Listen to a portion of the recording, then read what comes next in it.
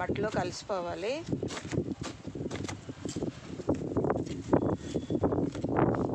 మనం ఫస్ట్ కలుపుకోకపోతే ఇలాగా పైన కలుపుకోవచ్చు.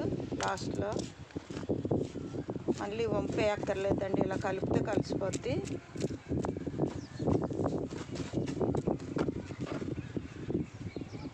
ఇలా కలిపేసామండి.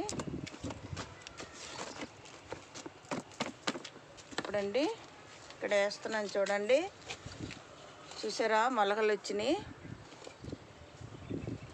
ఇలా మొలకలు వచ్చింది, పైకి వేసుకోవాలి.